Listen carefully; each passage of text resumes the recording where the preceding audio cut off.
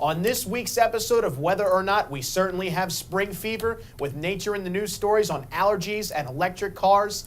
Allie has the details on the forecast for the blue and white football game, and Brian has a feature on golf and weather. Don't go anywhere. Whether or Not starts right now.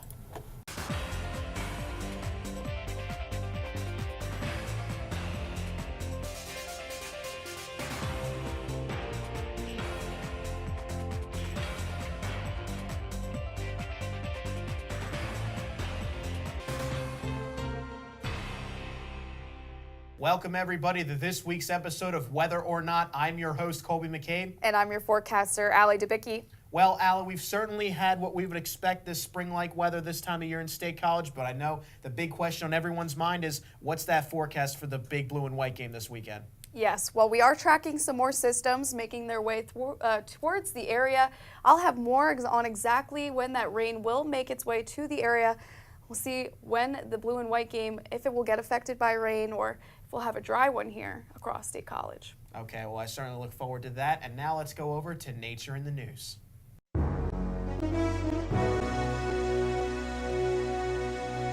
The EPA recently announced a $200,000 grant to the Redevelopment Authority of the City of Harrisburg to help plan for health, environmental, and economic improvements for the city's Allison Hills section. This grant is from the EPA's Brownfields program, which provides grants and technical assistance to communities, states, tribes, and others for the purpose of assessing, cleaning up, and sustainably reusing contaminated properties.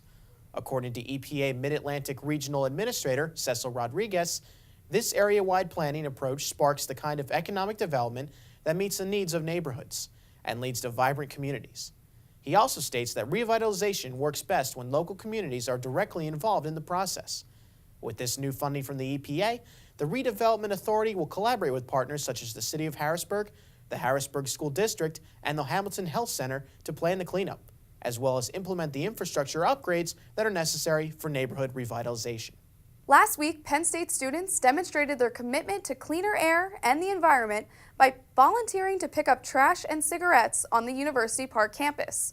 72 students representing various organizations collected nearly 14,400 cigarette butts during the 5-hour trash collection event held in anticipation of Earth Week 2017. While students were successful in reaching a vast area during the pickup, they were still unable to touch the entirety of the campus. And this uncovers the very serious nature of littering.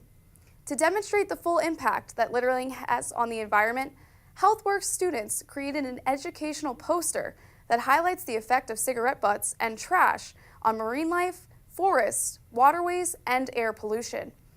The poster was displayed in front of the Palmer Art Museum earlier this week, just days before Global Earth Day. Uber is aiming to expand the use of electric cars in Portland, thanks to a proposed Oregon law that expands fast-charging electric vehicle stations. The ride-sharing company announced on April 12th that it will partner with Portland General Electric Company on a pro-electric car program that provides fast-charging stations in several locations around the city. Uber hopes to attract more drivers to its network if this program can reduce the operational costs for drivers, which they expect will happen. Uber Oregon General Manager Bryce Bennett claims that they have the potential of reducing the cost of driving by 10% from reduced fuel and reduced maintenance costs because these products and services are cheaper for electric vehicles than gasoline ones. Should this program succeed, Uber plans to expand this concept to areas in neighboring states such as California and Washington, and eventually the entire U.S. In a world of rapidly increasing energy needs and uses, it is uplifting to see a modern company such as Uber take such an initiative in the goal of finding cleaner energy consumption options. Assessing environmental factors is an essential part of managing asthma. Asthma is one of the most common long-term diseases amongst children. There has been a significant rise in children diagnosed with asthma over the last several decades, which is increasing the need to work directly with pediatricians and caregivers. NEEF's Pediatric Asthma Initiative has trained more than 12,000 healthcare providers to identify and help control the environmental factors contributing to asthma attacks in children. The initiative is designed to build partnerships between pediatricians and caregivers, as well as educate children on assessing the factors that impact their own health.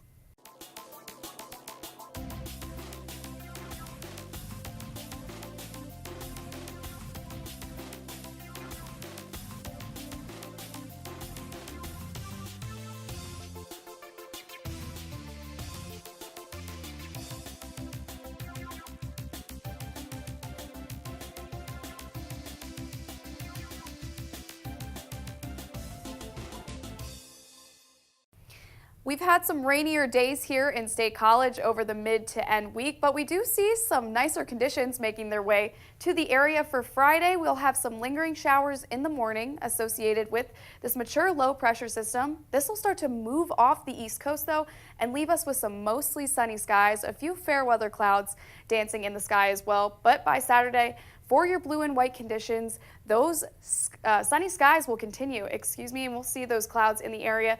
Temperatures will be in the low 60s, but rain is not far away. We'll see those showers move in overnight Saturday into Sunday, associated with a new low pressure system coming up from the southwest. This is going to bring some moderate rainfall to the area as the day progresses, and that will stake into the area for a majority of the Sunday. But looking at Friday, temperatures will be into the low 70s. We'll see those morning showers, and it'll be quite warm. It'll be about 5 degrees above the average for this time of year. And going overnight, we'll see temperatures drop to the low 40s, mostly cloudy conditions, and those dry conditions will stick around for your Saturday 3 p.m. kickoff for the blue and white game. Temperatures will be into the low 60s with sun and clouds. That rain will not arrive until later in the evening hours, and that'll hold on for your Sunday. Mostly rainy conditions for your Sunday. Temperatures will be quite cool into the low 50s and mid 50s, 56 degrees, with mostly cloudy conditions. And now on to a feature by Brian about weather and golf.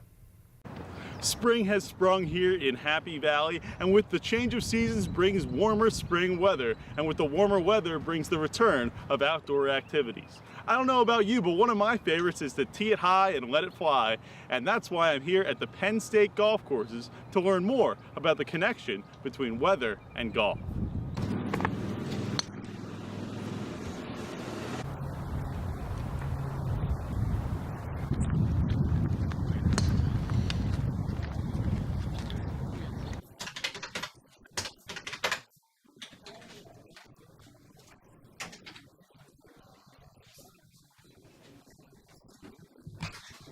We look at it daily, I would say. Seeing what the traffic flow is for the day, seeing what the weather's going to bring. We're doing the budget and we're forecasting revenue. And of course, that's probably the biggest thing. It's a day-to-day making decisions. Just an example of a phone call we received this morning was the food and beverage staff. Should I come in? Should I not come in based upon the weather? And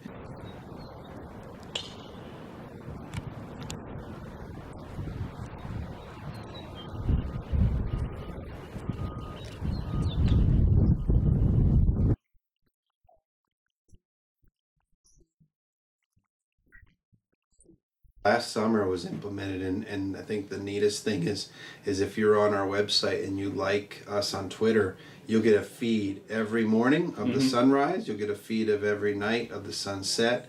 So it's a great tool. It just tells you what the weather's doing at any time. If the weather does get above a 20-mile-an-hour wind speed, we'll also get a nice Twitter feed of, hey, the weather's getting breezy out there. Make sure you bring a jacket or a light coat or something like that.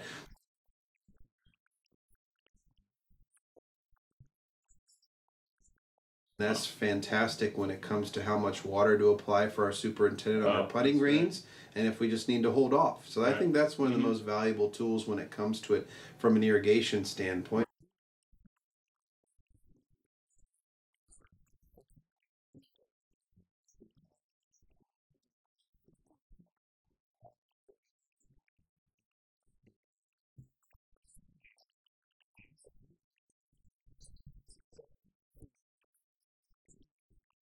We're very fortunate we have ThorGuard is our lightning prediction system, where it will measure the electrons and neutrons in the air and come up with that threshold of when that red alert needs to happen.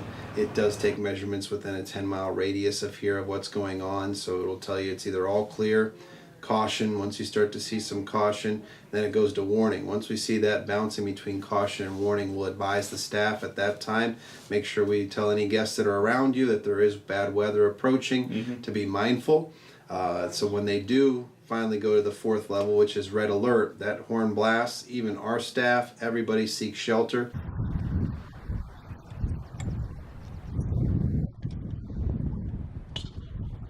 Every day we have a weather alert or weather system that we put outside so folks know what it's going to be today. Right. Today, for example, is a northwest wind from 10 Yeah. to 15 miles an hour. So it's important for us to know what the weather is doing at any time. But our golf coaches can get so specific to say, okay, that might mean an extra club now.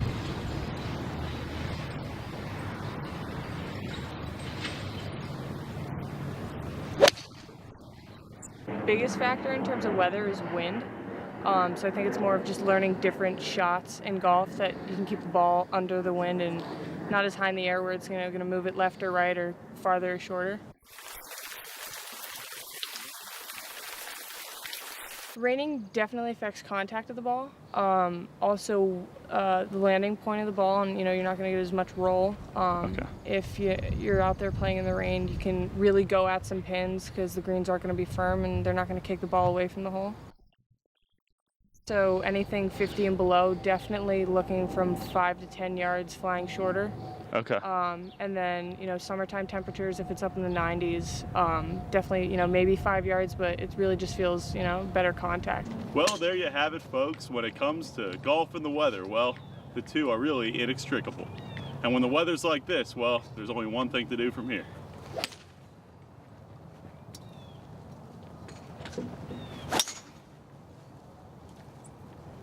For Whether or Not, I'm Brian Sisson.